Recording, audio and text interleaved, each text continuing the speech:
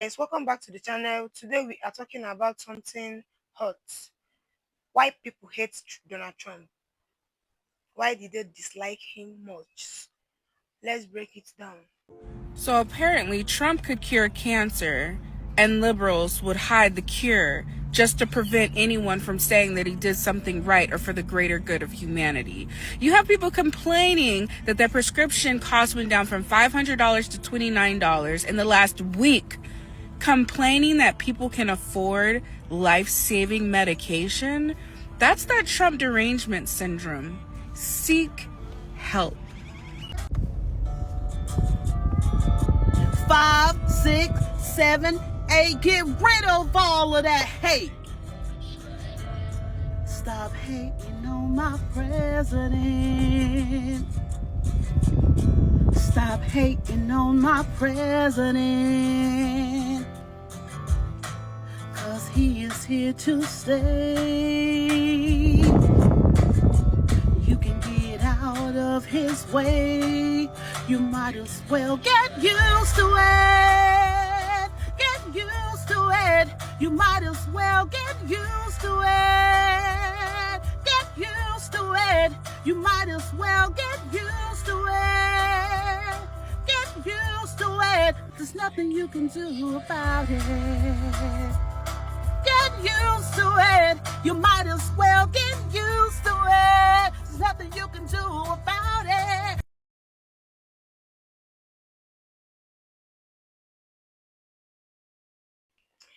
Many people say Donald Trump does not respect everyone. They feel he divides people by race, gender, and class. Secondly, his works are often very harsh. Some people think he insults too much and he does not act like a leader he should act like. Thirdly, his policies, a lot of flaws, does not like how he treats immigrants, poor people, or the environment. And let not forget, he's always in the middle of the sandals. That makes people lose trust in him.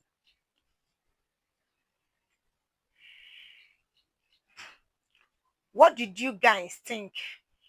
Did you agree or disagree? Drop it in the chat.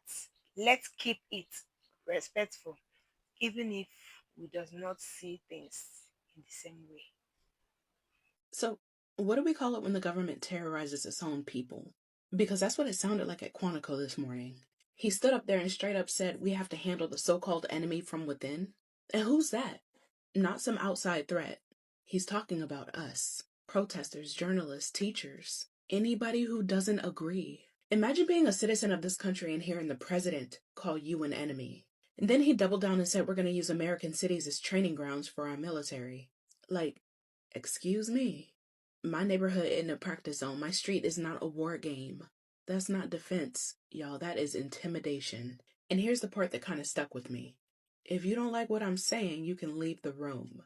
But there goes your rank and there goes your future. He's giving mob boss. He doesn't want loyalty to the country. He wants loyalty to himself. And then there's that wild line that he said. There are 2 N-words and you can't use either of them. He threw nuclear war and racial slurs in the same sentence like it was supposed to be some sort of joke. That shit's not funny. It's dangerous and it tells you exactly what he values, which is nothing. But here's the scariest part. He's not hiding. He's saying it all on camera. Flags behind him, soldiers in uniform, people clapping under duress, maybe? None of this is normal. So yeah, what do we call it when the government terrorizes its own people? Because the legal definition of domestic terrorism is intimidation or violence used to push a political agenda. So tell me why this doesn't fit. When did I hate Donald Trump become a personality trait? When did that become an identity?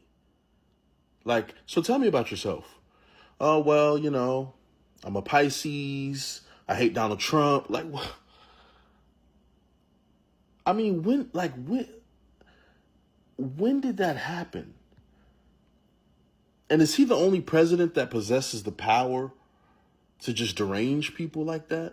Like, I could not imagine my personality being, I hate Kamala Harris. Like, so tell me about yourself. Well, I hate Joe Biden. Like, this is sad. A lot of the reasons why people hate Trump is because he doesn't fall neatly into any party.